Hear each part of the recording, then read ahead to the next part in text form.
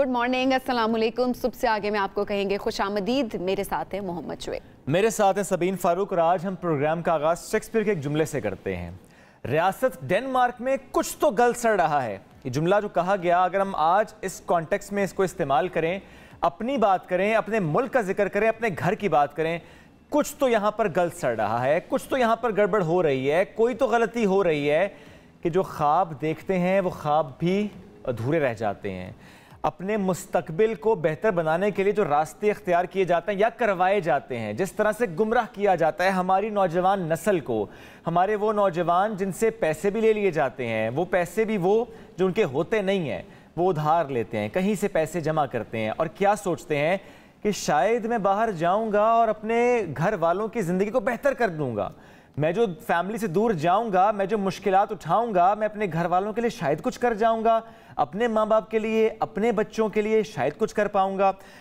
ये बात करना बड़ा मुश्किल हो रहा है, चूँकि जो हालात इस वक्त पाकिस्तान के हैं, आज कौमी सतह पर यौम सोग मनाया जा रहा है और परचम सरनिगू हैं।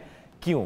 क्योंकि हमारे नौजवान जो कि अपने मुस्तकबिल को संवारने की जो कोशिश कर रहे थे, रास्ता भले गलत था लेकिन ज़ाहिर है मालूम नहीं था, इदराक नहीं था, शऊर नहीं था, किसी ने बताया समझाया नहीं था, किसी ने उनको गुमराह किया था।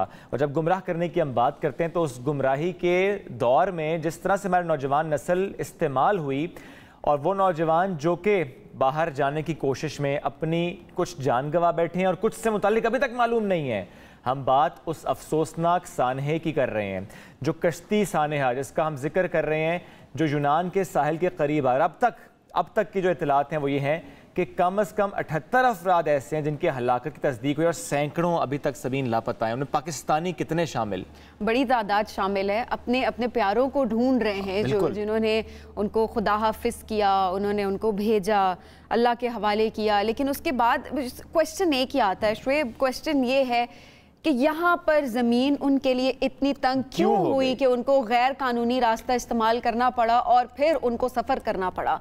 ये हादसा पेश ही क्यों आया? इसकी वजह क्या है? इसकी वजह ये है कि आपने यहाँ पर उन नौजवानों के लिए कोई वसाइल नहीं छोड़े, आपने उनके लिए किसी किस्म की अपॉर्चुनिटीज़ क्रिएट नहीं की। अच्छा, वो तमाम लोग कहाँ गए? वो हमारे हुक्मरान कहते थे बाहर के लोग आएंगे जी, हमारे मुल्क में आके नौकरियां ढूंढेंगे, ऐसा पाकिस्तान बनाएंगे। लोगों ने वोट दिया, लोगों ने कहा चलें ठीक है। उसके बाद अभी की हुकूमत की अगर बात करें, अभी की हुकूमत ने कहा कि नौजवानों को आगे लेकर जाएंगे, उनको अपॉर्चुनिटीज़ दी जाएंगी, कुछ ना हो सका। और ये मैं सिर्फ दो टेन्योर्स की बात नहीं कर रही, इससे पहले भी अगर हम देखें दहाइयाँ गुजर चुकी हैं। कहा जाता है हमारे नौजवान जो है हमारे कौम का मुस्तकबिल है, उनको आगे लेके जाएगा, उनके लिए ये होगा, उनके लिए वो होगा, बाहर के लोग वापस आएंगे, उन्हें बाहर जाने की जरूरत नहीं पड़ेगी। लेकिन आखिर में क्या होता है? कि हमारे नौजवानों को बाहर जाना पड़ता है और इस तरह के फिर हादसात होते हैं। अच्छा, वो वाली बात भी होती है, नौजवानों को भी ये चीज़ समझनी चाहिए जो गलत रास्ते इस्तेमाल करके जाते हैं। जितनी मर्जी तंग जगह हो, जितना मर्जी मुश्किल हालात हो, द थिंग इज आप गैर कानूनी तौर पे कहीं पर भी नहीं जा सकते, आप गैर कानूनी रास्ता इख्तियार नहीं कर सकते। ये बड़ा अहम पॉइंट है सबीन कि आप ये देखें, अगर ये कहा जाए कि 23 लाख रुपए आपने दिए हैं और बाहर जा रहे हैं, आप गैर कानूनी रास्ते से आप जा रहे हैं, वही 23 लाख, ये कोई छोटी अमाउंट नहीं है, वही 23 लाख अगर आप अपने मुल्क में कहीं इन्वेस्ट करें, अगर कोई छोटा सा कारोबार करें, तो आपको ये सख्तियां ना झेलनी पड़े, आपके खानदान मुतासिर ना हो, आपके घरों में सफ़े मातम ना बिछे, आप परेशान ना हो, आपके बच्चे आपको देखने के लिए ना तरसें। वो 23 लाख, मैं फिर कहूँगा ये बड़ी अमाउंट है जिस पर आप अगर सोचें तो यहीं पर इन्वेस्ट करके छोटा सा कारोबार करके अपने फैमिली के साथ रहकर बड़ा अच्छा मुस्तकबिल संवार सकते हैं। दूर के ढोल सुहाने, ये हमारे नौजवानों को समझाने की बहुत ज़रूरत है। ऐसा नहीं होता कि आप यहाँ से बाहर जाएंगे, बाहर आपके लिए जी रेड कारपेट बिछी होगी और आप सारी ज़िंदगी के लिए वहाँ पर सेट हो जाएंगे। हाँ, हमारे सामने ऐसी एग्जाम्पल ज़रूर है जहाँ पर हमने देखा कि नौजवान जाते हैं, सेटल हो जाते हैं, अपनी प्यारों को के लिए कमा भी रहे होते हैं, उनकी ज़िंदगियाँ बेहतर कर रहे होते हैं। लेकिन एक बड़ी तादाद ऐसी भी है जो कि रिपोर्ट नहीं होती, जो कि सामने नहीं होती, जो कि लीगल तरीके से भी अगर जाएं, इलीगल तरीके से तो एक अलग बात है, वहाँ तो अपॉर्चुनिटीज़ ही नहीं मिलती क्योंकि हर दम जो है वहाँ की फोर्सेस जो है वो आपके पीछे होती है, आप डर के एक ज़िंदगी गुजार रहे होते हैं। लीगल तरीके से भी अक्सर औकात जब आप जाते हैं तो वहाँ पर आपके लिए रेड कारपेट नहीं होती, आपके लिए बाग नहीं होते, आपने वहाँ पर जाकर स्ट्रगल ही करनी होती है। और कई साल अपने प्यारों से दूर रहने के बावजूद भी आप उस तरह से अर्न नहीं कर रहे होते, बल्कि वो जितने साल आप बाहर स्ट्रगल करने में लगा लेते, वही स्ट्रगल आप अपने अगर मुल्क में करना शुरू कर दें, वही मेहनत तो यहाँ पर अपने प्यारों के दरमियान रह के अपने मुल्क में अपनी ज़िंदगी को संवार सकते हैं, उनकी ज़िंदगियों को संवार सकते हैं। बिल्कुल बिल्कुल, ये बड़ा अहम है। बस ये वही बात है सबीन के सोचना बहुत ज़रूरी है। और ठीक है, जहाँ रियासत की जिम्मेदारी है वहाँ एज एन इंडिविजुअल हम सबकी भी जिम्मेदारी है। इसमें एक फैक्टर और भी इन्वॉल्व होता है सबीन, वो ये कि जब आप आसपास देखते हैं ना कि कुछ इलाके हमारे ऐसे हैं स्पेसिफिकली कि जहाँ पे अगर एक शख्स बाहर चला गया और उसने अपनी फैमिली को इतना सपोर्ट किया कि हालात थोड़े बेहतर हो गए, तो बाकी सब उसको देखा देखी कहते हैं कि वो गया था ना, अब मैं भी जाऊंगा, उसको भी बुला लो, उसको भी बुला लो। और फिर छोटे होते से जब आपने जुमले सुने फिर आप कहते हैं बस मेरी जिंदगी का मकसद एक है कि मुझे बाहर जाना है, मुझे यूरोप जाना है। एनीवेज जी, जाहिर है ये सारे मामलात हम इस पर बात तो कर रहे हैं। और जो बात हम करते हैं ना कि जो हालात पाकिस्तान के, उससे कौन खेल जाता है? इंसानी स्मगलर्स खेल जाते हैं, उनकी ज़िंदगियों से खेल जाते हैं, पैसे कमा लेते हैं वो, और किसी की जान चली जाती है, किसी के प्यारे जो हैं वो तरसते रहते हैं पूरी ज़िंदगी उसको देखने के लिए। वज़ीर आज़म साहब ने ये तो अब कह दिया कि इनके खिलाफ क्रैकडाउन किया जाएगा, और हर बार कहा जाता है, हर बार कहा जाता है। चलें अब हो जाए तो बेहतर है, बाकी तमाम जिंदगियां शायद बच जाएं। बिल्कुल ऐसे बढ़ते हैं आगे, क्योंकि आज इस प्रोग्राम का आगाज़ हमने इसी खबर से किया है। बहुत से ऐसे ख़ानदान जो कि इस वक्त मुतासर हैं, ऐसी ही एक कहानी हमारे साथ है। बिलाल रज़ा भालू मंडी लापता हैं, ये उसी कश्ती में थे, और चूँकि लापता हैं, कुछ उनके हवाले से अता पता नहीं है, तो उनकी जो फैमिली है वो बहुत परेशान है। फैमिली साथ मौजूद है, उनके बड़े भाई ग़ुलाम मुस्तफ़ा और बिलाल रज़ा की वालिदा आज हमें ज्वाइन कर रहे हैं। आपको अस्सलाम वालेकुम भी कहेंगे जी। एक तो बड़ा दुख, बहुत अफसोस है, ज़ाहिर है जिस ट्रॉमा से आप लोग इस वक्त गुजर रहे हैं। माँ जी, पहले मैं आपसे पूछना चाहूँगा, आप थोड़ा सा बताएंगे अपनी फैमिली से मुताल्लिक और बिलाल से मुताल्लिक, क्या उम्र थी, कब यहाँ से गया, सारी प्लानिंग किस तरह से हुई, किसने उससे रब्ता किया, कैसे वो यहाँ से गया? अच्छा, हम दोबारा उनसे रब्ता करेंगे, पर ये कोई आसान नहीं होता उस माँ से बात करना जिसका बेटा लापता है, जिसके बेटे से मुताल्लिक एक तो ये कि मालूम नहीं कि वो किस हाल में, दूसरा जब ऐसी खबरें आ रही हैं कि कश्ती डूब गई, लोग उसमें उनके जाने चली गई, ऐसे में जब मालूम ही ना हो रहा हो कि आपका बेटा कहाँ पर है, किस हाल में है। जो आखिरी इत्तला थी वो उस कश्ती से मुताल्लिक थी, उसके बाद कुछ पता नहीं था। तो उस माँ पर क्या गुजरेगी एक माँ बेहतर जान सकती है। अगर आपको सिर्फ ये कहा जाए कि आपका बेटा लापता है तो उसके बाद ही एक अजीब सा माहौल हो जाता है, लेकिन अगर ये मालूम हो कि वो उस बदबख्त कश्ती में था जो कश्ती डूब गई, तो उसके बाद जो माँ पर गुजर रही होती है, माँ ही बेहतर तौर पर बता सकती है। कुछ फैक्ट्स भी जो सामने आ रहे हैं, जिसकी बात कर रहे हैं वो ये बता रहे हैं कि ऊपर वाले पोर्शन में कश्ती के जो है वो पाकिस्तानियों को जाने की इजाज़त नहीं थी। नीचे वाली कश्ती में ही, नीचे वाले पोर्शन में ही, नीचे वाले हिस्से में ही उन्हें कहा गया कि आप यहाँ पे ही रह सकते, तमाम पाकिस्तानी इससे ऊपर नहीं जा सकते। इसकी एक वजह जो पाकिस्तानियों की बड़ी तादाद जो इस वक्त लापता है या जिनकी हलाकत हुई है इस कश्ती में, उसकी वजह यही बताई जा रही है कि क्योंकि वो सारे पाकिस्तानी जो थे वो नीचे वाले पोर्शन में थे, ऊपर वाले में नहीं थे, जिसकी वजह से उनकी जानें ज़्यादा गई हैं। ज़्यादा पाकिस्तानी जो हैं वो लापता हुए हैं और वो इस आने का शिकार हुए हैं। और उसके साथ साथ ये भी बताया जा रहा है कि कुछ लोगों ने ये भी इंकशाफ किया, क्योंकि अब सोर्सेज ही हैं जिनके हवाले से हम बात करें, अदरवाइज तो हम इस वक्त कुछ भी नहीं कह सकते। उसमें ये भी कहा जा रहा है कि ज़्यादा लोग सवार थे, उसकी कैपेसिटी इतनी नहीं थी जितने लोग उसमें सवार थे। और ये हमेशा सरीन हमने ऐसा ही देखा, वो जो कश्तियों पर जिस तरह से लेकर जाते हैं और जिन हालात में लेकर जाते हैं, कश्ती की कैपेसिटी से हमेशा वहाँ पर लोग ज़्यादा होते हैं। अब चूँकि ये कश्ती ख़राब हुई, कई दिन से वहाँ पर ख़राब थी, फिर कोस्ट गार्ड्स वालों ने उनसे बात करने की कोशिश भी की जो इतलात आ रही थी, लेकिन वो बातचीत नहीं हो सकी। फिर जिस तरह से बोट्स ने उनको टो किया और उसके बाद वो कश्ती उलट गई और वो जो लोग थे उसमें से डूब गए। कुछ लोगों को ज़ाहिर रेस्क्यू किया गया, बचाया गया, जिसकी रेस्क्यू के बाद जब चीज़ें सामने आ रही हैं, जो बयानात सामने आ रहे हैं, उससे कुछ ना कुछ चीज़ें वाज़ेह होती चली जा रही हैं कि अच्छा किस तरह से और इनको इस कश्ती तक लाया गया और किस तरह से इनका ये सफ़र था और कैसे वो कश्ती डूब गई। वो सारे जो मामला हैं वो तो सामने आ रहे हैं। लेकिन मैं फिर कहूँगा कि वो तमाम फैमिलीज़ इस वक्त, क्योंकि ज़ाहिर पाकिस्तान के बहुत से इलाके ऐसे हैं जहाँ से ये ख़बरें आ रही हैं कि उनका किसी का बेटा, किसी का भाई, किसी का भतीजा इस कश्ती में सवार था, जो किस तरह से पाकिस्तान से गया और कितने महीनों पहले गया, किस तरह से वो लीबिया में था और किस तरह से इस कश्ती तक पहुंचा, और जैसे स्मगलर्स ने इस सारे किस्से में अपना रोल अदा किया, उस पर ज़ाहिर है हुकूमत और इदारे तो एक्शन ले रहे हैं, कुछ गिरफ्तारियां भी हुई हैं। ये भी कहा जा रहा है कि उनमें से एक जो स्मगलर है उनका अपना बेटा भी उसमें सवार था। आप ये देखिए कि उसे कितना यकीन था कि उसका बेटा पहुंच जाएगा वहाँ पर, यूरोप के किसी मुल्क में पहुंच जाएगा। एनीवेज जी, इससे मुतालिक हम मज़ीद बात भी करेंगे। जब हम फैमिली का जिक्र कर रहे हैं तो आज फैमिली से भी आपकी हमने बात करानी है। उसके साथ साथ तर्जुमान दफ्तर ख़ारजा मुमताज़ ज़रा बलोच साहब हमें ज्वाइन करेंगे, उनसे भी हम ताज़ा तरीन इत्तलात लेंगे। एक ब्रेक लेते हैं, वापस आते हैं, साथ रहिए। Welcome back. कश्ती सानहा, इसकी बात करते हैं और अब तक की इत्तलात ये हैं कि 79 अफराद की हलाकत की तस्दीक हो चुकी है और सैकड़ों ऐसे हैं जो लापता हैं। अब उनमें कितने पाकिस्तानी हैं इस बारे में ज़रा इत्तलात अभी आहिस्ता आहिस्ता सामने आएंगी, लेकिन बहुत सी फैमिलीज़ ऐसी जो बेताब हैं, बेचैन हैं, बेकरार हैं अपने प्यारों के बारे में जानने के लिए, ज़िंदा हैं, कहाँ हैं, किस हाल में हैं। और जो इस वक्त 79 की मैंने फ़िगर यूज़ की, जो इत्तलात अब तक हम तक पहुँची हैं, उसके हवाले से भी ज़्यादा चीज़ें आहिस्ता आहिस्ता सामने आएंगी कि किसका ताल्लुक़ किस मुल्क से था। इस वक्त हमें ज्वाइन कर रही हैं तर्जुमान दफ्तर ख़ारजा मुमताज़ ज़हरा बलोच साहिबा। उनसे हम जानेंगे कि वज़ारत ख़ारजा के पास इन मुतासरीन के बारे में क्या ताज़ा तरीन मालूमात हैं और इस वक्त जो कॉन्टैक्ट हो रहा है अथॉरिटीज़ के साथ, उसमें क्या पेशरफ्त हुई है। बिल्कुल मुमताज़ साहिबा, आपसे सबसे पहले यही पूछना चाहेंगे कि यही हम सुनते आ रहे हैं कि अमरीकी मीडिया के मुताबिक कश्ती में लगभग 400 पाकिस्तानी सवार थे। आपके पास इस बारे में क्या इत्तलात है, कितने पाकिस्तानी सवार थे? जी अस्सलाम वालेकुम। एक्चुअली इस वक्त फैक्ट्स ये हैं कि हमारे पास या किसी भी मुसद्दिका सोर्स के पास ये इस तरह की इंफॉर्मेशन नहीं है कि एग्जैक्टली कितने लोग कश्ती में सवार थे, क्योंकि जो लोग कश्ती में सवार हुए उन्होंने कोई बोर्डिंग पास नहीं लिया, कोई वीज़ा नहीं था, कोई फहरिस्त नहीं थी जिसके कौन लोगों को इसमें कश्ती में सवार किया गया। तो इसलिए ये सारी स्पेकुलेशन है, एग्जैक्ट नंबर्स किसी के पास नहीं है। लेकिन वो जो ख़बरें हम तक आ रही हैं वो यही है कि सैकड़ों में लोग थे। अच्छा, अब इसमें बच्चों की तादाद कितनी थी, कुछ थोड़ा बहुत आपके सामने अगर आ रहा है, क्योंकि फैमिलीज भी तो कांटेक्ट कर रही होंगी आप लोगों को, कोई ऐसी फैमिलीज ने भी कांटेक्ट किया है कि क्या वहां पर किस तरह के लोग मौजूद थे, कितनी उम्र के लोग मौजूद थे?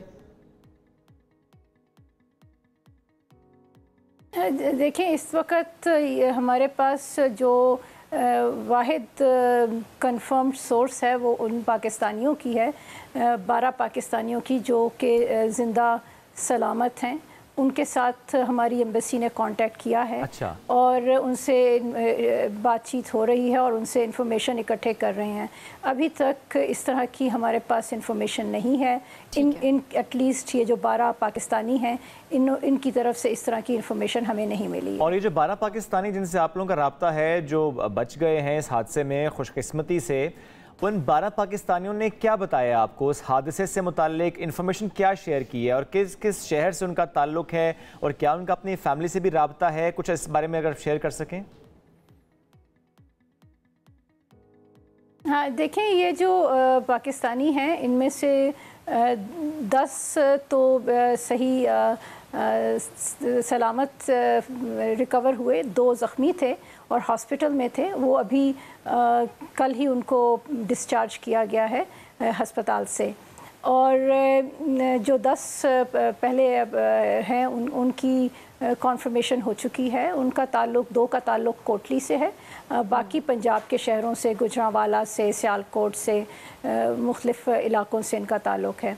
और यही अब हमारी इस वक्त तरजीह है कि हम जल्द से जल्द इंफॉर्मेशन इकट्ठी करें और कोशिश करें कि जो बॉडीज़ रिकवर हुई हैं उनकी आइडेंटिफिकेशन कराई जा सके। ठीक है। और क्या इन 12 पाकिस्तानियों ने ये बताया कि उनके अंदाजे के मुताबिक कितने पाकिस्तानी उस कश्ती में सवार थे? और जो इतलात आ रही थी कि कश्ती के निचले हिस्से में ही थे, क्या ये भी उसी हिस्से में थे? कुछ ऐसी इन्फॉर्मेशन जब शेयर करना चाहें। देखें, ये क्योंकि अभी एक सेंसिटिव मामला है और इस पर पुलिस भी इन्वेस्टिगेट कर रही है ग्रीस की, लेकिन इसमें एक चीज़ हम ये बता सकते हैं कि ये भी इस पर भी कोई मुत्तफ़िका राय नहीं है, क्योंकि किसी ने काउंट नहीं किया जो लोग उनके इर्द गिर्द थे, तो इस पर भी एक मुत्तफ़िका नंबर नहीं है। तो इस वजह से हम कोई एग्जैक्ट फिगर देना इस वक्त हेजिटेट कर रहे हैं। लेकिन उसके साथ साथ आपको स्मगलर्स भी तो डेफिनेटली पकड़े गए हैं उनकी तरफ से, तो उनके पास तो जाहिर है डाटा भी मौजूद होगा, उनको पता भी होगा कौन लोग सवार थे कौन नहीं सवार थे। तो उनकी तरफ से भी कोई फैक्ट्स एंड फिगर सामने नहीं है कि वो बता सके कि क्या फैमिली सवार थी, नौजवान सवार थे उसके अंदर, या कितने लोग थे जो मिल चुके हैं और कितने नहीं थे? जी बिल्कुल, इस पर ग्रीस की जो इन्वेस्टिगेशन एजेंसीज हैं वो इसको इन्वेस्टिगेट कर रही हैं, बल्कि अब इसमें इंटरपोल भी इन्वॉल्व हो चुकी है और पाकिस्तान के FIA के हुकाम भी मौके पर मौजूद हैं ग्रीस में। तो ये सारी चीज़ें इस वक्त इन्वेस्टिगेशन जारी है और जैसे ही हमारे पास फर्दर डिटेल्स होंगी हम शेयर करेंगे। लेकिन कुछ ऐसी सेंसिटिव इंफॉर्मेशन होती है इन्वेस्टिगेशन अथॉरिटीज़ के पास जो कि वो फौरी तौर पर कभी कई दफ़ा रिलीज नहीं करना चाहती हैं ताकि जो सिंडिकेट है और जो गिरोह है बिल्कुल ठीक है, ज़रा वो बेनकाब होना है, उसको पकड़ा जाना है, तो इसलिए उस पर हम भी ज़्यादा बात नहीं करना चाहेंगे। और we really hope and wish के जो अथॉरिटीज़ हैं वो बहुत जल्दी उन तक पहुँचें ताकि आइंदा के लिए एक रास्ता बंद हो जाए।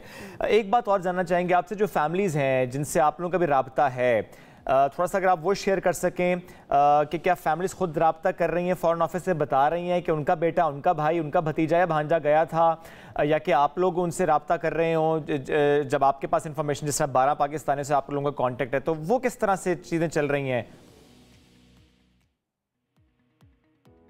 हाँ जी, जिस दिन ये हादसा हुआ आज से कोई 4-5 दिन पहले, उसी दिन से हमारी एम्बेसी जो कि एथेंस में है, उन्होंने एक हेल्पलाइन इस्टेब्लिश की और वो हमने वाइडली सर्कुलेट की हुई है और उस पर पाकिस्तानीज़ कॉल कर रहे हैं और अब उस पर मैसेजेस भी भेज रहे हैं, व्हाट्सएप मैसेजेस जा रहे हैं और ये इंफॉर्मेशन जो भी है वो हमें दे भी रहे हैं। तो क्या वो कंपाइल हुआ? वो डाटा कंपाइल हुआ मुमताज साहिबा? वो डाटा कंपाइल हुआ? जी बिल्कुल हमारा सफारत खाना इस वक्त वो सारा डाटा कंपाइल कर रहा है, लेकिन उस डाटा में ये डाटा कोई सबूत नहीं है कि उनका रिश्तेदार वाकई इस कश्ती में सवार था। लेकिन इस डाटा से हमें हेल्प मिल रही है एक इन्वेस्टिगेशन अथॉरिटीज़ के साथ मिल के कि इन लोगों को डिस्कवर किया जाए कि वाकई इन लोगों ने इस कश्ती में सफ़र किया है कि लेकिन ये तो हम कह सकते हैं ना मुमताज़ साहिबा, इस डाटा के मुताबिक कि जितनी कॉल्स आई, जितने मैसेजेस आए, जो फैमिलीज़ ने कांटेक्ट किया सफारत खाने से, वो डाटा क्या बता रहे हैं? ठीक है, इस कश्ती में ना सही, लेकिन बहरहाल लापता होंगे। अगर कांटेक्ट नहीं है तो इसका मतलब लापता हैं। जी हाँ जी, उसमें यह है कि इसमें यह है कि सैकड़ों में कॉल्स और मैसेजेस आए हैं जिनको के रिश्तेदार हैं, उनको यकीनन एक तशवीश है, उनकी ख्वाहिश है कि जल्द से जल्द उनको पता चल सके कि उनके भाई या बच्चे वो खैरियत से हैं।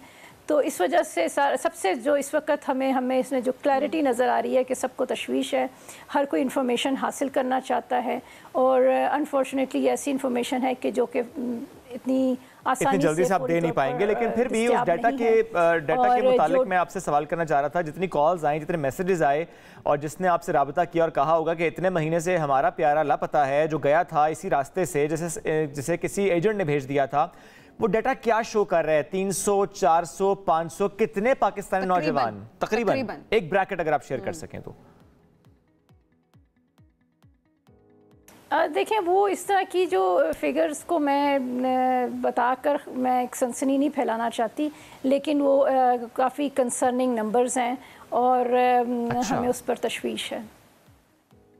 कितने पाकिस्तानी थे आप ज़रा नहीं बता रही हैं, आपको अब तशवीश है, लेकिन आपके जुमले से लग ये रहा है कि जितना एंटिसिपेट किया जा रहा है नंबर उससे ज़्यादा है। जो कि ज़्यादा, अगर सबीन आपने भी कहा अमरीकी मीडिया के मुताबिक 400 पाकिस्तानी सवार वो कह रहे हैं, लेकिन मुमताज़ साहबा ने कहा ये कहना कबल अज़ वक्त होगा कितने पाकिस्तानी उस कश्ती में सवार। लेकिन मुमताज़ साहबा ये बिल्कुल कंसर्न है, इसलिए मैं दोबारा चाहूँगा अगर आपको एक ब्रैकेट शेयर कर सकें 300 से 400 या 1000, खुदा ना खास्ता, ये सिर्फ इसलिए पूछ रहे हैं कि वो कश्ती ना सही, लेकिन ज़ाहिर है कितने पाकिस्तानी ऐसे नौजवान जो कि इस रास्ते चल निकले हैं, जो जा रहे हैं, लापता हैं, फैमिलीज को नहीं मालूम कि वो कहाँ पर हैं, तभी वो राब्ता कर रहे हैं फॉरेन ऑफिस से। देखें, ये वाली इंफॉर्मेशन आपको मेरे ख्याल में FIA ज़्यादा बेहतर बता सकेगी, क्योंकि वो इस पर इंफॉर्मेशन गैदर भी कर रही है। तो उनसे अगर आप और फिर अगर मुमताज़ साहबा सिर्फ ये आप शेयर कर सकें, ज़रा वो डाटा FIA शेयर कर लेगा, लेकिन चूंकि कांटेक्ट सफारत खाने से हो रहा है, लोग वहाँ पर कांटेक्ट करें, मैसेज एंड कॉल्स, क्या ये बता सकती हैं कि उन फैमिलीज़ ने क्या बताया है कि कितने महीने से लापता, कितने महीने से वो गए हुए पाकिस्तान से, कितने महीने से कांटेक्ट नहीं हुआ था उनका? देखें, इस वक्त तो सूरत हाल ये है कि ज़्यादातर लोग तो इतनी डिटेल्स के से ज़्यादा वो हमसे जो चीज़ शेयर कर रहे हैं वो पासपोर्ट नंबर्स शेयर कर रहे हैं, पासपोर्ट डिटेल्स शेयर कर रहे हैं, उनकी तस्वीरें शेयर कर रहे हैं। अभी इस वक्त इन चीज़ों पर फोकस है कि बच्चे जो गए, जो यंग उनकी औलाद गई, उनकी आइडेंटिफिकेशन सबसे अहम है। बाकी चीज़ें आहिस्ता आहिस्ता ज़रूर होंगी, लेकिन सबसे अहम है कि उनको आइडेंटिफाई किया जाए। बिल्कुल ठीक है। एक बात और मुमताज़ साहब है, क्योंकि ये पहला वाक़या नहीं है, माजी में से बहुत से वाक़यात हो चुके हैं। रास्ता भी मोरलेस यही होता है, जिस रास्ते से पाकिस्तानी नौजवान जाते हैं, जिस तरह से इंसानी स्मगलर्स उनको बहका कर, या किसी को मालूम भी है, अगर वो चाहता ही है कि उसने जाना है तो उसको ले जाते हैं इस रास्ते से पैसे देकर। इससे हमारे फॉरेन रिलेशंस कितने मुतासर होते हैं, पाकिस्तान के लिए कितनी बदनामी होती है कि हमारे नौजवान इस रास्ते से यूरोप का रुख करते हैं, और रोका क्यों नहीं जाता? देखें, इसी सिलसिले में आप जानते हैं कि वज़ीर आज़म ने कल एक हाई लेवल कमेटी बनाई है जो इन सारे मसाइल को इन्वेस्टिगेट करेगी, और उसके बाद रिकमेंडेशंस भी आएंगी, और हमें यकीन है कि ये कमेटी अपना जो काम है बहुत जल्द करेगी ताकि इस तरह की जो ट्रेजेडीज़ हैं वो दोबारा ना हो सकें। ठीक है मुमताज़ साहब, बहुत शुक्रिया। तर्जुमान दफ्तर खारजा साथ मौजूद थी और हम जो अब तक की इन्फॉर्मेशन है वो शेयर कर रही थी, लेकिन ज़ाहिर है भी इन्फॉर्मेशन आहिस्ता आहिस्ता अनफोल्ड होगी, चीज़ें सामने आएंगी। और जब हम लापता नौजवानों की बात करते हैं, उनके ख़ानदानों का जिक्र करते हैं, ब्रेक पर जाने से पहले भी हम बात कर रहे थे, बिलाल रज़ा, भानु मंडी से इनका ताल्लुक, इनके फैमिली कितनी ज़्यादा इस वक्त परेशान है। उनकी वालिदा साथ मौजूद हैं, उनके बड़े भाई ग़ुलाम मुस्तफ़ा साथ मौजूद हैं। ग़ुलाम मुस्तफ़ा, आपसे सवाल करना चाहूँगा अपने भाई से मुतालिक, अगर आप बता सकें हमें क्या एज थी, किस तरह से प्लान उसका हुआ, कैसे वो जाना चाहता था, किससे उसका राबता हुआ, कितने पैसे उसने दिए, आखिरी बार राबता क्या हुआ, जो भी डिटेल्स आपके पास है जो आप शेयर करना चाहें इस वक्त। जी अस्सलाम वालेकुम। वालेकुम सलाम। जी भाई, वो 3 मई को इधर से गया था, लेकिन उसके दोस्तों ने उसको बोला कि हम सब एक साथ ही जाते हैं, हम भी बाहर होते हैं सऊदी अरब में। हमको कॉल गई उधर में, किसने की, हम पहले तो हम माने नहीं, बाद में उसने थोड़ा ज्यादा किया तो हम मान गए। बाद में वो बोला इंशाल्लाह मैं चला जाऊंगा, तो ये इधर जो गुर्बत है, माशी हालात ठीक नहीं है, तो ठीक हो जाएगा, घर का सिलसिला अच्छा चलेगा। हम बोले चलो ठीक है, कोई बात नहीं। बाद में वो एजेंट से राब्ता किया, खुद ही राब्ता किया दोस्तों के साथ, और एजेंट ने बोला ठीक है मैं भेज देता हूँ, आप मुझको 23 लाख दे दो, ठीक है। बाद में घर में आके उसने वालदा से बात की और पैसों की बात की। वालदा बोल रही थी नहीं जाना, ऐसे रास्ते पे नहीं जाना, लेकिन वो जिद था, नहीं मेरा इधर मुस्तकबिल नहीं है, मैं अभी 23 साल उम्र है मेरी, मैं इधर क्या करता हूँ, मिडिल का मैं, नौकरी तो मिलती नहीं है इधर में, क्या करूँ मैं। फिर वालदा ने बोला चलो ठीक है, वालदा को हौसला दिया, चलो जाने दो। फिर उसने बात पूरी अपनी की एजेंट के साथ, एजेंट ने बोला ठीक है मैं 15 दिन के अंदर अंदर आपको इटली भेज देता हूँ, मुझको पेमेंट कर दो। हमने बाहर से पेमेंट की उसको, ठीक है। बाद में वो इधर से लाहौर से कराची भेजा, कराची से दुबई, मसर, फिर लीबिया एयरलाइन के जरिए भेजा। बाद में उधर से शिप के जरिए पिछले जुम्मे को उसने शिप में डाला। बाद में हमारा राब्ता नहीं उसका हुआ, लीबिया में 2-3 बार बस राब्ता हुआ है। यानी जिस वक्त वो कश्ती में सवार हुआ उस वक्त राब्ता हुआ, वो आखिरी राब्ता वही था, या कि लीबिया में ही बस आखिरी राब्ता हुआ? आखिरी राब्ता बस लीबिया में हुआ, जिस दिन उसने जुमेरात को राब्ता हुआ और जुमे की सुबह वो चला गया। बाद में वो एजेंट हमको बोला इंशाल्लाह 4 दिन का बात है और इटली पहुंच जाएगा। एजेंट ने बोला वो इटली पहुंच गया, आप मुझको मिठाई भेजे, हमारे घर में तलाक की उसने। ये एजेंट ने आपको कब कहा? ये एजेंट ने आपको कब कहा कि वो इटली पहुंच गया? सोमवार को कहा, जुम्मे के बाद वो चले गए और एजेंट ने सोमवार को हमको बोला। यानी आपका अपने भाई से राबता नहीं है, आपका अपने भाई से राबता नहीं है, और एजेंट आपको कह रहा है कि वो इटली पहुंच गए, मिठाई भेजें। तो ये जो एजेंट जिसका आप जिक्र करें, जरा आपसे कांटेक्ट में था, तो क्या वो एजेंट इस वक्त भी आपसे राबते में है? जी इस वक्त बिल्कुल राब्ते में नहीं है, फोन नंबर बंद जा रहा है, इधर भी नहीं है, कहीं वो कोशिश हो रही है।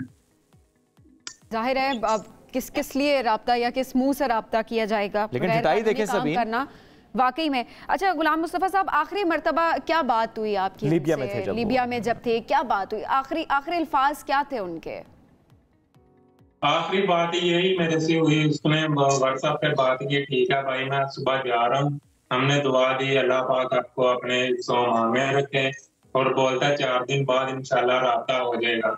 हमने दुआ कर की और वो चला गया, आखिरी राब्ता ये हुआ, उसके बाद कोई राब्ता नहीं हुआ। और ये बदकिस्मत कश्ती से हादसा हो गया, तो उसमें अभी तक लापता है।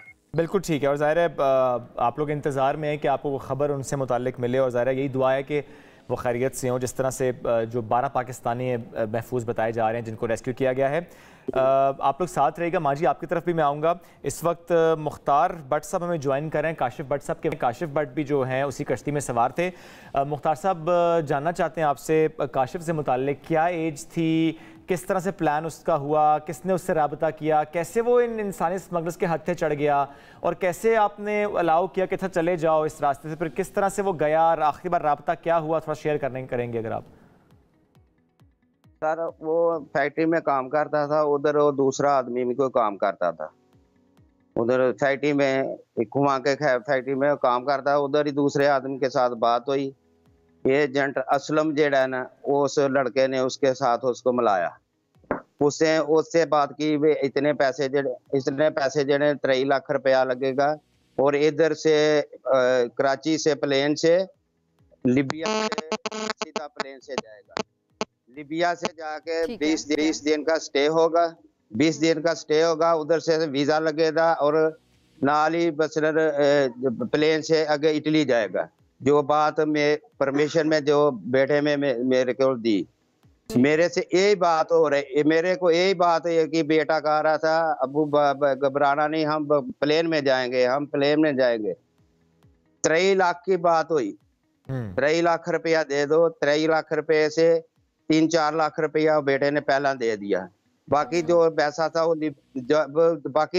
था लीबिया जब बेटा पहुंचा, उन्हें वाई मैसेज किया मेरे को, वो जो मैसेज करते हैं वो उसने किया, अब्बू जी पैसा जो दूसरा दे दो। मैं बेटे से बहुत पूछा, बेटा तू कौन सी जगह रह ना, मेरे से बात करो, ये कैमरे वाला का सेट जेड़ा ना ऐसा इस्तेमाल करो, मेरे को थोड़ा पता लगे कौन सी जगह में, तो लीबिया में या कोई और जगह में। उन्हें बोला अब्बू जो गाड़ियां इधर से गुजरती हैं उसमें सब लीबिया लिखा हुआ है। मैं बोला अब चलो आज जुम्मा है, उसको सवार को पैसे दे देना। बेटा बोलता है वो बहुत इस वेले तंग करते हैं, वो कहते हैं जल्दी से जल्दी पैसे जेड़े ने उथे दवो। मैं बेटे ने फिर भी बोला यार तुम मेरे से बात दूसरे तरीके से करो, फोन से करो या कैमरा फोन से करो। वो बोलता नहीं, वो ऐसे वाई मैसेज ही मैं करांगा। वो जितनी दफा उसने फोन किया है, और सुबह 5 बजे का टाइम, सुबह 5 बजे का टाइम, उस 1 मिनट सिर्फ वाई मैसेज किया है, उस ज्यादा उसको सारी बात नहीं हुई उसके साथ। ठीक है, जितना देर हो रही। और फिर आपने पैसे दे दिए? पैसे सवार को दे दिए सारे। उस टाइम में जब सवार को पैसे, मोहम्मद असलम जेड़ा है ना उसको पैसे दिया, बाकी जो 3 लाख पूरा दिया, मैं नहीं बोलता उसको 24 दिया 25 दिया, नहीं 3 लाख पूरा दिया उसको। ठीक है। वो जब दिया उसको उससे दफा फोन किया बेटे को, उसने फोन नहीं उठाया। उसने किया मेरे को मैसेज किया, मैं बोला भाई यार मैसेज, फिर मैं दोबारा किया भाई मेरा बेटा, मैं उसको पैसे दे दिए, मेरे से बोलो तेरे से अच्छा सलूक करते हैं या माड़ा सलूक करते हैं।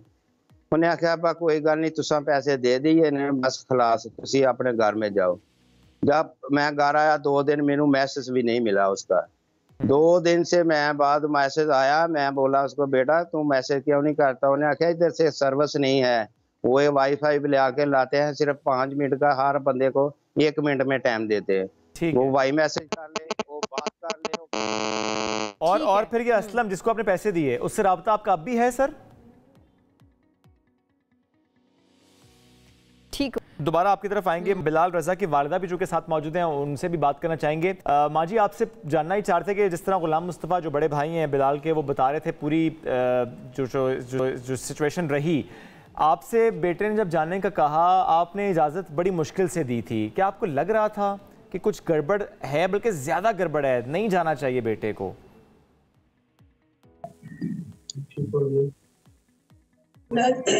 कोई इरादा नहीं, बेटे का कोई इरादा नहीं, साडा कोई इरादा नहीं करना। ये तो बाहर निकला मुंडिया को देख के अपना फलाना भी टुर गया, फलाना भी टुर गया, घर आया मैं मेरे ਨਾਲ बात की थी मम्मी भेजो घर के हालात है बदल जाएंगे बेटा नहीं मैं भेजना बड़ा तंग किया मैं अपने वीरों से पूछ लो इन्होंने कहा कि वीर ने आके चलो कोई नहीं अभी भेज दो तो कोई नहीं गल कोई दुनिया जानती है ना अपना अपना काम बन गया तो अपना उन्होंने भेज दिता। माँ जी एक बात और, हालात तंग थे, हालात ज़रा बहुत मुश्किल थे, फिर उसने फैसला किया जाने का। ये 23 लाख रुपए मुश्किल हालात में कैसे अरेंज किए? ये बड़े मतलब इकट्ठे किए ने तेरे मेरे को फाड़ फूड़ के अपना कोई जेवर से थोड़ा जिहा बेचा वाचा कोई अपना इसना घर घूर के अपना उन्होंने पैसे उन्हें वसूल कर ले सर जब तक अपना मीडिया पहुंच गया जी उन्हें पैसे आके पूरे कर दो ये लिस्ट ना लिखना अगे जाना इन्हें इटली पहुंच जाना उन्हें पैसे पूरे सारे को लिया 23 लाख। ठीक है माँ जी बस वक्त बड़ा कम है, लेना चाहूंगा तमाम सुनने वालों के लिए, उन वालिदैन के लिए जो इस तरह इजाज़त दे देते हैं अपने बच्चों को जाने के लिए, कुछ कहना चाहेंगे? क्योंकि ज़रा एक माँ से बढ़ के तकलीफ इस वक्त किसी को हो नहीं सकती जिसको पता ही नहीं कि बेटा कहाँ है। कुछ कहना चाहेंगे उन वालिदैन को जो इजाज़त देते हैं बच्चों को इस तरह जाने के लिए? नहीं जी मैं तो ज्यादा देती रही सा मेरा बच्चा मेरा बड़ी देर ना मेरे पीछे लगा मैं नहीं ज्यादा देती पता मुंडिया ने बाहरों आख्या वेखा तो जट पिंड दा सी अपना आख्या वेख्या उन्हें अपना तेन भेज देना तेन भेज थोड़े हालात बदल जाएंगे थोड़े हालात बदल जाएंगे तो मैं अपना मेरे से घर आके बात की बच्चों के सामने मजबूर हो जाती है जब बच्चे इस तरह से करते हैं। माँ जी हमारी दुआएं आपके साथ हैं, इंशाल्लाह वो बिल्कुल ठीक होगा। और ज़ाहिर है हम बिलाल के साथ जितने और नौजवान जिनके हवाले से इस पर कोई खबर नहीं है दुआ गो भी हैं, उसके साथ साथ मुस्तकबिल में ऐसा कोई हादसा ना हो उसके हवाले से भी जो प्लान होना चाहिए इदारों का वो सामने आए, ये बड़ा अहम है। गुलाम मुस्तफ़ा आपकी वालिदा साथ मौजूद थी, इस तरह मुख्तार साहब काशिफ भट्ट के वालिद साथ मौजूद, आप सबका शुक्रिया। ज़ाहिर है इस वक्त जो आप लोग ऐसे बहुत सारे ख़ानदान हैं जो कि इस वक्त मुतासिर हैं। मैं जो बातों से थोड़ा मैं एनालाइज कर सकी हूँ वो ये कि उनको तो पता भी नहीं कि गैर कानूनी रास्ता नहीं पता, उनको नहीं पता पेरेंट्स को, क्योंकि जाहिर है जवान औलाद आपके पास आएगी कुछ जिद करी एक बात पे और जिस तरह वो कह रहे हैं नहीं जहाज़ पे जाऊँगा और इस तरह से पेरेंट्स को तो पता नहीं। और जो बच्चे आके कहते हैं सबीन के वो भी चला गया वो भी चला गया वो भी चला गया, आप तो सफ़र कर रहे होते हैं, आपकी फैमिली साथ साथ ज़रूर सफ़र कर रही होती है। जितने नौजवान हमें देख रहे हैं इस वक्त ये आप सबके लिए एक लेसन है कि नहीं घर वालों से झूठ बोलकर कभी नहीं जाना, गैर कानूनी रास्ता कभी इख्तियार नहीं करना। आज देखें उन घर वालों को ये भी नहीं पता कि उनके बच्चे कहाँ पर हैं, उसकी वजह यह है कि कोई डाटा मेंटेन नहीं किया गया कि हुकूमत उसमें कोई अमल दखल कर सके। जाहिर है इलीगल जा रहे हैं तो डाटा तो नहीं है कहीं पर। बिल्कुल आप ये बस इतनी सी बात है, रिस्क का वादा अल्लाह ने किया है, आप यकीन रखिए, कामिल यकीन रखिए और ऐसा कोई रास्ता इख्तियार ना कीजिए जिससे आपको आपकी फैमिली को सफ़र करना पड़े। एक ब्रेक लेंगे, वापस आएंगे, साथ रहिए। सियासी माहौल की बात करते हैं। हुक्मरान इत्तेहाद में शामिल दो बड़ी जमातें मुस्लिम लीग नून और पीपल्स पार्टी के दरमियान वफाकी बजट पर इख्तलाफात सामने आ गए हैं, जिसमें पीपल्स पार्टी की कई अरकान कौमी असम्बली से अरकान उन्होंने सिंध हुकूमत को सैलाब से मुतासर इलाकों की बहाली और तामीर नौ के लिए वादे के मुताबिक फंड्स फराहम ना करने और टैक्स में सूबे के हिस्से की रकम से इनकार पर नून लीग को शदीद तनकीद का निशाना बनाया है। और यह आगाज़ बिलाल भुट्टो ज़रदारी साहब ने किया, फिर ज़ाहिर हम अरकान की बात कर रहे हैं। और जितनी खराबियाँ और नकाइस इस वक्त हैं सिस्टम में, हुकूमत में, उसका जिम्मेदार भी नून लीग को ठहरा रहे हैं। और सरकारी मुलाजिमीन की तनख्वाहों और पेंशन में जो इजाफा हुआ उसका क्रेडिट साबिक सदर आसिफ अली ज़रदारी साहब को दे रहे हैं। अब पीपल्स पार्टी के चेयरमैन बिलाल भुट्टो की बात करें तो वो कहते हैं कि सैलाब मुतासरीन की बहाली के लिए अगर फंड्स ना मिले तो बजट की मंजूरी नहीं देंगे, ये धमकी उन्होंने दी है। इख्तलाफात खुलकर सामने आ रहे हैं तो इस पर बात कर लेते हैं। पीपल्स पार्टी के सीनियर रहनुमा फैसल करीम कुंडी साहब प्रोग्राम में ज्वाइन करें। अस्सलाम वालेकुम कुंडी साहब, कैसे हैं आप? अस्सलाम वालेकुम जी। इत्तेहाद बरकरार? फिलहाल तो बरकरार, फिलहाल बरकरार लग नहीं रहा वैसे। अब आपकी भरपूर कोशिश है लेकिन हमारी कोई कोशिश नहीं है। बिलावल साहब ने बयान दिया। देखिए बिलावल साहब ने एक स्वात में परसों जब जलसा किया था और उन्होंने अपनी इलेक्शन कैंपेन का आगाज़ भी किया, उसमें उनके कुछ देखिए होते हैं, अगर आप पार्टी के अंदर भी होते हैं, हम भी पार्टी के अंदर बैठते हैं, इतराज़ात करते हैं और अंदर बैठ कर करते हैं। हमारा सिर्फ पॉइंट ऑफ व्यू ये था कि देखें जब लोग कह रहे थे, मीडिया चैनल्स कह रहे थे, अपोजिशन कह रही थी कि पाकिस्तान की बात दुनिया में कोई नहीं सुन रहा, कोई इमदाद नहीं दे रहा, कोई चीज़ें, जब फ्लड आया तो वज़ीर ख़ारजा ने विज़िट किया दुनिया का, उनको उस पर कायल किया और वो फिर आप देखें UN सेक्रेटरी जनरल यहाँ पर आए, उन्होंने अपनी आंखों से देखा कि फ्लड में क्या हुआ। फिर प्राइम मिनिस्टर साहब ने पूरे पाकिस्तान का विज़िट किया और फिर हमने कुछ कमिटमेंट्स की, प्रोमिसेस ने और फेडरल ने कि हम जो बाहर से बजट आएगा या जो पाकिस्तान में होगा हम आपको सपोर्ट करेंगे। चाहे वो ज़मींदार थे, चाहे जो रिकन्स्ट्रक्शन का फेज़ था। तो सिंध में बलूचिस्तान सबसे ज़्यादा हिट हुआ, फिर साउथ पंजाब और साउथ केपी हिट हुआ। तो मेनली जो है सिंध और बलूचिस्तान का जो एरिया था उसके, और फिर उसके बाद बाकी केपी और उसका भी था कि हम आपको सपोर्ट करेंगे। ज़मींदारों को अब जब उनकी काश्त थी, जब बीच में उनको सब्सिडी दी थी, उस वक्त नहीं हुआ। सिंध ने जो फेडरल का जो बजट था वो भी अपनी तरफ से उन्होंने दिया। ठीक है। फिर अब जो रिकन्स्ट्रक्शन का देखिए, हमने स्वात के लोगों में इसलिए किया कि हमने स्वात में जब IDPs आए 3 मिलियन 30 लाख IDPs को जब जंग हो रही थी दहशतगर्दी के ख़िलाफ़, वो IDPs तारीख़ी IDPs ही दुनिया की फ़र्स्ट टाइम इतने ज़्यादा IDPs नकल मकानी कर गए, और within short time, within weeks, 3 महीने में के अंदर अंदर, 4 महीने के अंदर अंदर उनको दोबारा आबाद किया गया और रिकन्स्ट्रक्शन करके आबाद किया गया। हम कहते हैं वैसे ही उनको, मतलब है जिन लोगों के तबाह हो गए, घर तबाह हो गए, जिन लोगों के मतलब है कि सब कुछ तबाह हो चुके हैं, उनके हमने वादा किया रिकन्स्ट्रक्शन का। उसमें आप सब कुछ मतलब बाकी चीज़ें काट दें। पीपल्स पार्टी की नाराजगी अब तो सामने आ रही है। बजट की तैयारी में क्या आप लोगों का मशवरा नहीं लिया गया? हमने अपनी फीडबैक भी दी थी। हमारी हाई पावर डेलीगेशन जो है 2 दिन पहले प्राइम मिनिस्टर और उनकी टीम से मिली थी। खुर्शीद शाह साहब उसको लीड कर रहे थे, नवीद कमर साहब थे, शहीर रहमान साहब। तो उस टाइम पे आपने कहा था कि ये बजट चाहिए आपको? अभी हमने रिसेंटली बजट के बाद भी हमने मीटिंग की, परसों की। आज उस टाइम पे जब उस टाइम भी बात हुई थी और पूरा साल होती रही, और अभी भी आप देखें बीच में भी बिलावल साहब का एक स्टेटमेंट है, आपने कहा आप इतिहाद छोड़ के जा रहे हैं जब आई रिमेंबर दैट। तो अभी भी आज भी हमारी हाई पावर डेलीगेशन नहीं, जो लास्ट मीटिंग का आप जिक्र कर रहे हैं बजट के बाद, इख्तलाफात के बाद ही ज़ाहिर मीटिंग परसों हुई है, परसों जो हुई, आज दोबारा क्या बात हुई है? आज भी दोबारा मिल रहे हैं और इसी चीज़ पे हम मिल रहे हैं कि ये चीज़ें जो हैं, ये इसमें हमारे कुछ एतराज़ात हैं, आप मेहरबानी करें इसको जो है आप इसको करें, और मैं उम्मीद करता हूँ कि प्राइम मिनिस्टर साहब जो हैं इस चीज़ को देखेंगे। अच्छा, एतराज़ात क्या क्या? एक तो तामीर नौ और बहाली है, उसके अलावा क्या एतराज़? देखें बाकी जो है कुछ इशूज़ हैं, खैबर पख्तूनख्वा को भी हैं, पंजाब को भी, इसको बलूचिस्तान को भी, सिंध को भी हैं कि उनको बाकी एजुकेशन में या हेल्थ में या बाकी सेक्टर्स में इनमें फंड्स कम दिया गया है, जो कि उनका मतलब है कि शेयर बंद। कुंडी साहब, तमाम सूबों के रिजर्वेशन है इस वक्त वफाक से? देखें हमारे CM सिंध ने ये बात उठाई थी, हमारे डेलीगेशन में भी थे उस दिन, आज भी डेलीगेशन में जाएंगे, और इस तरह KP में भी इस तरह इशूज़ हैं जो मेन बड़े प्रोजेक्ट्स हैं, जो मेगा प्रोजेक्ट्स, छोटे प्रोजेक्ट्स की बात होती है तो मेगा प्रोजेक्ट्स में होते हैं, जो क्योंकि फ़ंड होता है जो ईयरली फेडरल की तरफ से प्रॉमिस में जाता है कि ये चीज़ें, ये फ़ंड, सपोज़ फॉर एग्जांपल आपका एक फ़ंड है मिसाल के तौर जिस पे आपको 50 करोड़ रुपए लग दें और आपको साल के देते हैं 2 करोड़ रुपए, ठीक है, तो फंड तो आप देखें काम तो स्लो हो जाएगा ना। जो आपका टारगेट होगा कि आपने इतने अरसे में कंप्लीट करना, तो नहीं होगा। जब आपको कॉन्ट्रैक्टर को पैसे नहीं देंगे तो कॉन्ट्रैक्टर तो काम नहीं। तो पर वफाकी काबीना ने ज़ाहिर मंजूरी दी थी इस बजट की, उसमें पीपल्स पार्टी के रहनुमा तो हैं, मंजूरी कैसे हुई थी फिर? देखिए उसमें बातचीत इसी चीज़ पे हुई थी कि हम इस पे जो है हम फंड्स देंगे, ठीक है, और हमारा भी पॉइंट ऑफ व्यू है, हम ये नहीं कहते कि प्राइम मिनिस्टर साहब शायद देने को तैयार नहीं, प्राइम मिनिस्टर ने कमिटमेंट की थी और उस दिन हमने कहा था, हम यही कह रहे थे, बिलावल साहब ने स्पीच में ही कहा था शायद आप प्राइम मिनिस्टर की टीम ने उनको गलत गाइड किया होगा। अच्छा, और अभी बजट पास नहीं हुआ। बिल्कुल ठीक है, अब बजट इसका मतलब है कि जो कमिटमेंट की थी वो हो सकता है पूरी हो जाए, उसमें कमी बेशी हो सकती है, कट भी हो सकता है, बढ़ भी सकता है, अभी बजट पे डिबेट हो रही है। लेकिन ये जो बात की जाती है कि जो तनख्वाहों में इजाफा, जो पेंशन में इजाफा, वो ज़रदारी साहब की वजह से, इसका मतलब क्या है कि शहबाज शरीफ साहब नहीं करना चाह रहे थे इजाफा? नहीं, देखिए ख्वाहिश तो देखिए हमारे पास इकोनॉमिकल बड़े क्राइसिस हैं और इकोनॉमिकल क्राइसिस महंगाई भी है।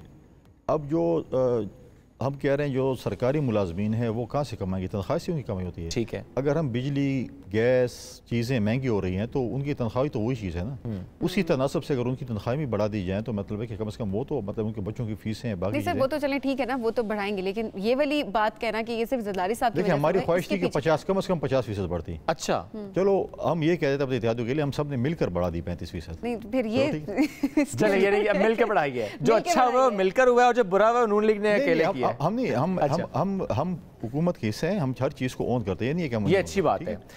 हमारे देखिए घरों में बैठ के भी इख्तलाफात होते हैं, बंदा बात करता है। दूसरी बात ये थी कि हमारा जो फॉर्मर फाटा और पाटा का इलाका था उसमें जब हमने मर्ज किया था, हमने उनको टैक्स एग्जम्पशन दी थी, बिल्कुल, एंड वाज एक्सटेंडेबल। अब इकोनॉमिकल क्राइसिस में उनका बड़ा सख्त नुकसान, फिर जंग, ये चीज़ें उन्होंने भी रिक्वेस्ट की थी कि हमारा भी एक्सटेंड करें, और वो भी मैं शुक्रिया अदा करता हूँ प्राइम मिनिस्टर साहब का, हमने उसके लिए केस लड़ा और उन्हें 1 साल के लिए उसको दोबारा एक्सटेंड किया, एक्सटेंडेबल है। तो जो चीज़ अच्छी है बंदा अप्रिशिएट करता है, अच्छी है, बिल्कुल। हम ये नहीं कहते कि बहुत ही बुरी होते हैं। देखें हर पार्टी में स्पॉयलर्स भी होते हैं, मुझे नहीं अच्छा लगेगा कि यार हमारे इत्तेहाद ऐसे हो। I was about to ask this कि सर जो स्पॉयलर्स हैं, जो कहते हैं दोनों तरफ हैं, कुछ ऐसे बयानात दिए जा रहे हैं, कुछ ऐसे लफ्ज़ों का चुनाव किया जा रहा है जिससे फिर हालात ज़्यादा ख़राब होंगे, वो चाहे फिर तलाल चौधरी हो, चाहे फिर नासिर हुसैन शाह साहब हों। देखें प्रॉब्लम ये है कि जब एक तरफ से जब एक स्टेटमेंट आती है तो उसका जवाब मैं इंफॉर्मेशन सेक्टर हूँ या पार्टी के दूसरे तर्जुमान है, डेफिनेटली उन्होंने, अगर आप कराची के इलेक्शन पे बात करेंगे या आप कश्मीर के इलेक्शन पे बात करेंगे तो कराची वाले डेफिनेटली उसका जवाब देंगे, कश्मीर वाले डेफिनेटली उसका जवाब देंगे, उसको क्लियर तो करेंगे ना कि ये चीज़ है। अगर हम जवाब नहीं देंगे तो वन वे ट्रैफिक मीन्स हाँ। वैसे जरदारी साहब का इस वक्त क्या नुक्ता नज़र हो सकता है? मौजूदा हालात में इंतखाबात होने वाले हैं, ज़ाहिर है अगर हम आइन की रूह से देखें तो होने ही वाले। इसी में जरदारी साहब ने ये भी कहा कि इंतखाबात तब होंगे जब वो चाहेंगे, तो जाहिर है आप अपनी पार्टी का हिस्सा हैं। देखिए उन्होंने ये बात की थी जब वो पार्टी के टिकट होल्डर से मीटिंग हो रही थी, पॉलिटिकल स्टेटमेंट होती, उन्होंने कहा जी उसने कहा जब हम चाहेंगे इलेक्शन होंगे, ये चीज़ पॉलिटिकल स्टेटमेंट थी, हम चाहेंगे, हम तो कह रहे हैं ये सियासी बयान था, हम यही था ना, हम यही चाहते हैं अक्टूबर में इलेक्शन हो। हमारे पार्टी के चेयरमैन ने स्वात में खड़े होकर कहा कि हम इलेक्शन के लिए तैयार हैं। आपके इत्तेहादी भी यही चाहते हैं, हम इलेक्शन मुहिम कर रहे हैं। कुछ इत्तेहादियों की तरफ से आया था कि यार चीज़ें थोड़ी शायद बढ़ जाए, 6 महीने बढ़ जाए, कोई चीज़ ऐसी हो जाए। अच्छा, लेकिन हमारी ये ख्वाहिश है कि अक्टूबर में इलेक्शन हो जाए, क्योंकि नहीं ख्वाहिश होना अपनी जगह कि आपकी ख्वाहिश है, आपने इलेक्शन मुहिम का भी आगाज किया, आप कह रहे हैं कि हमारी ख्वाहिश नहीं है। आइन में देखें, आइन की जरूरत भी है कि अगस्त में टाइम पूरा हो रहा है और अक्टूबर में इलेक्शन होने हैं। हाँ, अगर आप 2-3 दिन या हफ्ता पहले असेंबली तोड़ दे तो फिर 90 दिन चला जाएगा। लेकिन ये ख्वाहिश किसकी है कि इमरजेंसी लगाकर एक्सटेंड कर दिया जाए इस पार्लियामेंट को? ये ख्वाहिश किसकी है? नहीं देखें, कुछ हमने इमरजेंसी की बात नहीं की, पार्लियामेंट को एक्सटेंड करने का मतलब इमरजेंसी के अलावा कुछ और हो नहीं सकता। देखिए जरूरी नहीं कि आप पार्लियामेंट एक्सटेंड करें, पार्लियामेंट एक्सटेंड उसी वक्त होगी जब आप इमरजेंसी फाइनेंशियल इमरजेंसी लगाएंगे, फिर 6 महीने एक्सटेंड कर सकते हैं। ठीक है, फाइनेंशियल इमरजेंसी मीन्स आप मुल्क को डिफॉल्ट करने जा रहे हैं। ठीक है, और या फिर आप कहें कि निगरान हुकूमत ये काम करे। ठीक है, हम नहीं समझते कि ऐसी सिचुएशन है कि हम डिफॉल्ट में जा रहे हैं, इमरजेंसी लगाएं। ठीक है, हम चाहते हैं कि यानी इमरजेंसी नहीं लगेगी, मुद्दत नहीं बढ़ेगी। हमारी बिल्कुल इस पे है कि नहीं। इत्तेहादियों की भी यही है, पीपल्स पार्टी का पॉइंट ऑफ व्यू, इत्तेहादियों की भी यही है। हमने इत्तेहादियों को कहा है कि आप इलेक्शन में जाएं, क्योंकि ये जो डेडलॉक बना हुआ है ना, ठीक है, ये जो पॉलिटिकल क्राइसिस है, इसका वाहिद हल इलेक्शन है। जब 5 साल का मैंडेट किसी भी जमात को या किसी भी उस वक्त जो इत्तेहाद बनते हैं उनको मिलता है, जो भी कुंडी साहब छोड़े सारी बातें, आपको लगता नहीं कि नून लीग नहीं जाना चाह रही इलेक्शन में? आप लोग तैयार है, वो तैयार नहीं है। मेरे ख्याल में वो भी तैयार है, तैयार है मेरे ख्याल में। लेकिन तैयारी अगर नहीं है, कोई भी नहीं है, उनको तैयार होना चाहिए। ठीक है, आवाम को फेस करना चाहिए। ठीक है, 5 साल का मैंडेट जिस जमात को भी मिलता है उसको, क्योंकि इस मुल्क को बहरान से आपने निकालना है। आप कॉन्ट्रैक्ट में मुल्क नहीं चला सकते, 3 महीने 2 महीने 6 महीने पे ये मुल्क नहीं चल सकता। और ये लोग भी, जब आपकी नीचे टीमें बैठी हैं, ब्यूरोक्रेसी बैठी है, वो कहते हैं यार 3 महीने ये लोग चले जाएंगे, क्यों काम करें? तो उल्टा काम जो है वो करने को तैयार नहीं होते। ये वैसे 5 साल का आप मैंडेट दे दें, ठीक है, जिसको भी मिलता है उसको मुल्क चलाने दें ताकि मुल्क बहरान। लेकिन क्या पार्लियामेंट मुद्दत पूरी करेगी या चंद दिन पहले डिसॉल्व करेंगे ताकि 90 दिन मिल जाएं? अभी देखिए 60 और 90 में क्या फ़र्क होगा? कोई फ़र्क नहीं है, मुझे नहीं नजर आता। ठीक है, आप बताएं कि इंतखाबात अपने अपने हो रहे हैं कि इकट्ठे हो रहे हैं? देखिए पार्टी लीडरशिप ने डिसाइड करना है। कब डिसाइड करना है? बैठेंगे, ये तो हो जाता है डिसीजन, इसमें डिसीजन में कोई ज़्यादा टाइम नहीं लगता। लग क्या रहा है आपको? मैं समझता हूँ कि सीट एडजस्टमेंट होगी, क्योंकि 13 जमातों का इत्तेहाद है। आप किस किस जमात को किधर किधर स्पेस देंगे? और फॉर्चुनेटली अनफॉर्चुनेटली मेरे जिस सूबे से ताल्लुक है उधर तो सारे लीडर मौजूद हैं, खैबर पख्तूनख्वा में। वहाँ पर पीपल्स पार्टी भी है, मुस्लिम लीग भी है, ANP भी है, JUI भी है, जमात इस्लामी भी है, शेरपाल साहब भी हैं, जो भी आप नाम लें 7-8 पंजाब पे आ जाते हैं। पंजाब करेगा। देखिए Punjab is the main battlefield, ठीक है, लेकिन ये है कि आप सीट एडजस्टमेंट कर, मेरा ज़ाती ख्याल है कि सीट एडजस्टमेंट हो मे बी, या जो है पूरे पंजाब में सीट एडजस्टमेंट के लिए नून लीग को राजी करना आसान होगा, मुश्किल होगा? देखिए अगर कोई करना चाहे, कोई ज़रूरी नहीं, कोई मेहनत तो किसी के नहीं कर रहा ना। ठीक है, कोई मेहनत किसी के नहीं कर रहा। अगर देखें पॉलिटिक्स ये है कि अगर आपका कोई कॉमन इंटरेस्ट है तो आप इकट्ठे होते हैं, अगर कॉमन इंटरेस्ट नहीं है तो ज़रूरी नहीं है कि आप मेहनत करेंगे जी आप ये कर दें वो कर दें, कोई नहीं। अगर देखते हैं अगर उनको इत्तेहादी जमातों के साथ सीट एडजस्टमेंट की ख्वाहिश है, जिस जमात को भी है, ठीक है, अगर वो बैठते हैं एडजस्टमेंट होते ठीक है। पर हमने कश्मीर में कराची में बल्दियाती इलेक्शन, कश्मीर भी इलेक्शन लड़ा, उससे पहले भी कुछ इलेक्शन लड़े, हमने सीटें ओपन छोड़ दी थी और इलेक्शन के बाद। लेकिन पंजाब की सीट एडजस्टमेंट बहुत बड़ा चैलेंज इसलिए भी है कि ये डिसाइड करना कि नून लीग ने सीट एडजस्टमेंट पीपल्स पार्टी के साथ करनी है या कि तरीन साहब के साथ करनी है, चूंकि बयान ये भी हैं कि तरीन साहब के साथ अलाइंड हैं वो लोग। अब अगर ऐसा है तो फिर पंजाब किसका? पीपल्स पार्टी का। ये अच्छा क्या नहीं, यानी ये हो सकता है कि इस्तेहकाम पाकिस्तान में संभाल के रखूंगा, क्योंकि ये बड़ा अहम है, इस्तेहकाम पाकिस्तान पार्टी और नून लीग, और ये क्या कभी संभाल के रखना। अच्छा इस्तेहकाम पाकिस्तान पार्टी और नून लीग, यानी आपको लगता है कि उनके इत्तेहाद की वजह से, उनकी सीट एडजस्टमेंट की वजह से फायदा पीपल्स पार्टी को हो जाएगा? बस हम अपना काम कर रहे हैं, हम ये नहीं कह रहे कौन किसके साथ क्या करेगा, हम अपने कैंडिडेट्स। लेकिन इतना कॉन्फिडेंस कुंडी साहब आपने भी कहा, क्लिप भी संभाल के रखें, नहीं पंजाब आपके पीपल्स पार्टी का, आपके ख्याल में इंतखाबात में पंजाब से कौमी असम्बली की कितनी नशिस्तें पीपल्स पार्टी ले लेगी? अभी मैं फिगर नहीं बता सकता, और परसेंटेज में बता दें। मैं आपको बता रहा हूँ कि इंशाल्लाह पीपल्स पार्टी अगली हुकूमत बनाने जा रही है पंजाब में भी, इंशाल्लाह, पंजाब में भी जी, इत्तेहादी जमातों के साथ। इत्तेहादी जमातों के साथ? अब तो देखिए, हम तो हमेशा हमारा तजर्बा रहा है कोलिशन पार्टनर्स का, और हमने 2008 से 13 तक भी कोलिशन पार्टनर्स के साथ हुकूमत बनाई है। तो इंशाल्लाह ताला आप देखेंगे। वैसे पंजाब में हर हलके में पीपल्स पार्टी के उम्मीदवार हैं?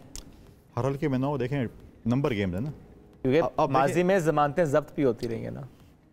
अब आप देखें, कराची में हमने 3 लाख वोट लिए और हमारे अपोनेंट कोई 5-6 लाख वोट लिए। फिर भी आपने मेयर बनाया है। नहीं, यहाँ प्रेसिडेंशियल फॉर्म सिस्टम नहीं है ना, यहाँ पर आपको सीट गिननी है। आपने सीटें गिनने के पास सीटें कितनी है? बंदे नहीं गिनने, सीटें है ना भैया, सीटें आपके पास ज्यादा है। अगर आपके पास कौमी असम्बली में, पंजाब में, केपी में, सिंध में सीटें ज्यादा हैं, नंबर गेम आपके पास है, ठीक है, तो नंबर गेम भी यानी ये मुमकिन है कि जो बल्दियाती इंतखाबात में हुआ कि इत्तेहादी जिनकी सीट ज़्यादा बन रही थी, 30-32 लोग नहीं आए, आपने मेयर बना लिया। पंजाब में भी ऐसा ही कुछ हो जाएगा, कुछ लोग नहीं आएंगे? नहीं, ऐसी बात नहीं है। देखें, हम उनको उठा के तो नहीं ला सकते थे। अगर देखें, बिठा सकते थे। नंबर 1 पीपल्स पार्टी थी, नंबर 2 जमात इस्लामी थी, नंबर 3 जो है PTI थी, नंबर 4 नून और नंबर 5 JY। ठीक है। अगर वो उन दोनों का इत्तेहाद आपस में होता और उनके वोट जमात इस्लामी के पास जाते तो उनका मेयर बनता। अब जमात इस्लामी कहते नहीं, हम नंबर 2 पे हैं और हमें नंबर 1 बना दो। भाई, हम तो आपको नहीं बना सकते।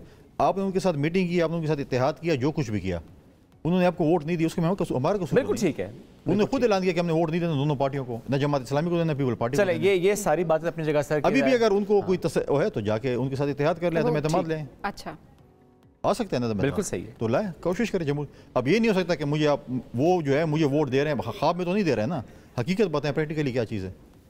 जब प्रैक्टिकल की बात करें सर, ये सारी बातें अपनी जगह, ज़ाहिर है बल्दियाती इंतखाबात हों, चाहे आइंदा आने वाले जनरल इंतखाबात हों, उसमें इत्तेहाद, इख्तलाफात, एडजस्टमेंट सब कुछ होता रहेगा, लेकिन जो होना चाहिए वो नहीं हो रहा। क्योंकि आखिर में कमेंट लेना चाह रहा था आपसे, आज प्रोग्राम का आगाज़ भी हमने एक अफसोसनाक सानहे से किया, जो यूनान के करीब साहिल में कश्ती डूब गई। पाकिस्तानी कई नौजवान कई ख्वाब सजाए गए थे।